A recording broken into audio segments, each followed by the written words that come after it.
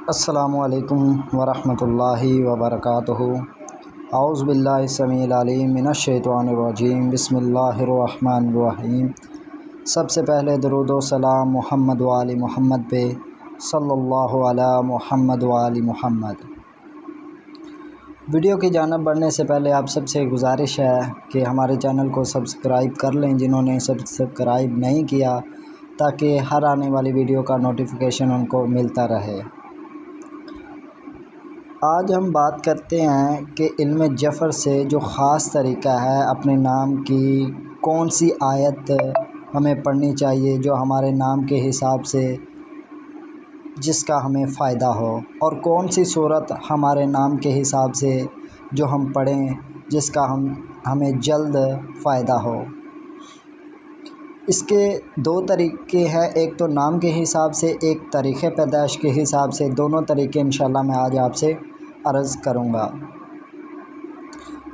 پہلے طریقے کے مطابق ہم نے دیکھنا ہے کہ نام کا، جس طرح یہ نام ہے انور۔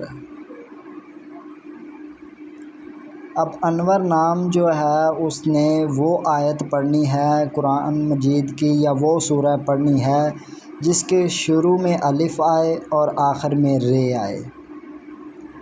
کوئی آیت وہ تلاش کرے جس کے جو آیت الف سے شروع ہو رہی ہو اور رے پہ ختم ہو رہی ہو، اور صورت بھی کوئی ایسی چھوٹی ہو یا بڑی ہو، وہ تلاش کرے جو الف سے شروع ہو رہی ہو اور رے پہ ختم ہو رہی ہو۔ یہ طریقہ کار ہے علم جفر سے نام کے مطابق جو ہم پڑھتے ہیں۔ اب دوسرا طریقہ کار جو ہے تاریخ پیدائش کے حساب سے، مثال کے طور پہ ایک تاریخ پیدائش ہے 26/4/2011۔ اب ہم نے ان سب کو جمع کرنا ہے، 2 6 4 2 0 1 1۔ ان سب کو ہم نے جمع کیا تو 16 ہوئے۔ اب 16 کو پھر ہم نے مفرد عدد میں لانا، 1 جمع 6 کیا اور 7 ہوئے۔ اب ہم نے ان میں سے دیکھنا ہے کہ 7ویں نمبر پہ یہ ہے، سورہ طلاق کی آیت نمبر 2 ہے، اور جو سورہ پڑھنی ہے وہ ہے سورہ طٰہٰ۔ 7 عدد کے لیے جن کے تاریخ پیدائش کا مفرد عدد 7 ہو، ان کے لیے سورہ طلاق کی آیت نمبر 2 ہے، اور جو سورہ انہوں نے پڑھنی ہے وہ سورہ طٰہٰ ہے۔ دن میں ایک دفعہ سورہ طٰہٰ پڑھ لیں، اور سورہ طلاق کی آیت نمبر 2 کو آپ نے اپنے نام کے عدد کے مطابق، اپنے نام کے ابجد قمری سے عدد نکال لینے ہیں، اس عدد کے مطابق آپ نے اس آیت کو پڑھنا ہے۔ اب میں تھوڑا سا، اب آپ تاریخ پیدائش کے حساب سے بھی دیکھ لیجئے گا، یہ ساری میں نے لکھی ہوئی ہیں۔ اگر مفرد عدد 1 ہو تو سورہ آل عمران کی آیت نمبر 26 اور سورہ یاسین۔ اگر 2 ہو تو سورہ قمر کی آیت نمبر 10 اور سورہ فاتحہ۔ اور اگر 3 ہو سورہ اعراف کی آیت نمبر 10 اور سورہ اخلاص۔ اور اگر 4 ہوں تو سورہ بقرہ کی آیت نمبر 212 اور سورہ جو پڑھنی ہے وہ ناس ہے۔ اگر 5 ہو تو سورہ انفال کی آیت نمبر 40 پڑھنی ہے، اور سورہ جو پڑھنی ہے وہ علم نشرہ ہے۔ اگر 6 ہوں تو سورہ کی آیت نمبر 13 کو پڑھنے ہے، اور سورہ جو پڑھنی ہے وہ مزمل پڑھنی ہے۔ اس کے بعد اگر 7 ہوں تو سورہ طلاق کی آیت نمبر 2 کو پڑھنا ہے، اور سورت جو پڑھنی ہے وہ طٰہٰ پڑھنی ہے۔ اگر 8 ہوں مفرد عدد تاریخ پیدائش کے، تو سورہ بقرہ کی آیت نمبر 165 پڑھنی ہے، اور جو سورت پڑھنی ہے وہ سورہ فلق ہے، قل اعوذ برب الفلق۔ اور اگر 9 عدد ہوں تاریخ پیدائش کے تو سورہ الذاریات آیت نمبر 58، اور سورہ جو آپ نے پڑھنی ہے وہ سورہ کوثر پڑھنی ہے۔ اچھا، عام جو ہم پڑھتے ہیں اور اس طرح پڑھنے میں فرق کیا ہے؟ بعض اوقات جو عام ہم وظیفہ پڑھتے ہیں اس کی جو تاثیر ہوتی ہے ہمارے مزاج کے موافق نہیں ہوتی، جس کی وجہ سے اس کی جو سمجھ لیں کہ جو روحانیت ہے نا وہ ہم میں ہضم نہیں ہوتی، کہہ لیں کہ وہ روحانیت ہمارے اندر سرایت نہیں کر پاتی، جس کی وجہ سے ہمارے معاملات بجائے فائدے کے نقصان ہونا شروع ہو جاتا ہے، ہماری طبیعت خراب ہونا شروع ہو جاتی ہے، ہمیں اپنے جس مقصد کے لیے ہم کر رہے ہوتے ہیں وہ مقصد ہمارا حاصل نہیں ہو پاتا، پھر رکاوٹیں اور بڑھ جاتی ہیں۔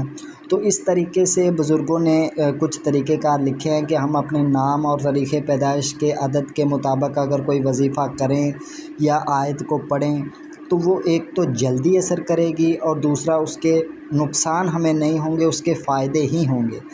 اب دیکھیں ایک مثال سے جو بزرگوں نے سمجھائی ہے وہ یہ ہے کہ ہم نے یہ ہے ہمارا مقصد آیت کو پڑھنا اور اللہ تعالیٰ کا قرب حاصل کرنا ہی ہمارا مقصد ہوتا ہے۔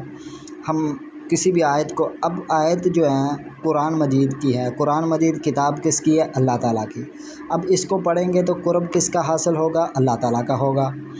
اب ایک بندہ ہے، یہ ایک مثال ہے، سمجھ لیں کہ یہاں پہ ہماری منزل ہے قرب حاصل کرنے کی، یہ منزل ہے، اور ایک بندہ ڈائریکٹ یہاں پہ پہنچ جاتا ہے منزل پہ، اس کو آسانی کے ساتھ بالکل وہ یہاں پہ پہنچ جاتا ہے، اور ایک بندہ ہے وہ یہاں سے چلتا ہے اس طرح چلتے چلتے چلتے چلتے چلتے چلتے پھر وہ پہنچتا ہے جا کے۔ پہنچنا دونوں نے ہی یہاں ہے، پہنچ تو جانا ہے، لیکن ایک بندہ بالکل آسانی کے ساتھ بغیر کسی رکاوٹ، بغیر کسی پریشانی کے ساتھ بالکل آسانی سے پہنچ جاتا ہے، اور ایک یہاں سے چلتا پھر یہاں پھر یہاں پھر یہاں پھر مشکلات، رکاوٹیں، پریشانیوں سے گزرتا گزرتا آخرکار وہ پہنچتا ہے۔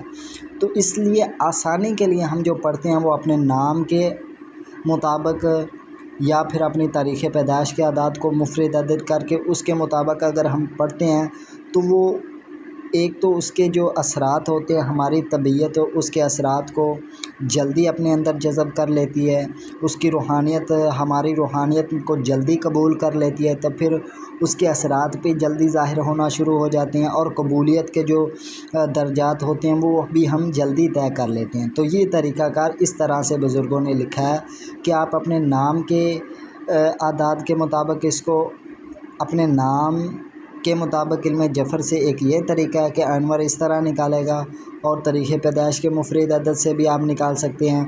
تیسرا طریقہ کار وہ بھی ہے کہ آپ اپنے نام کے عدد نکال لیں، جس طرح سمجھ لیں کہ ایک نام کے عدد بنے ہیں 196۔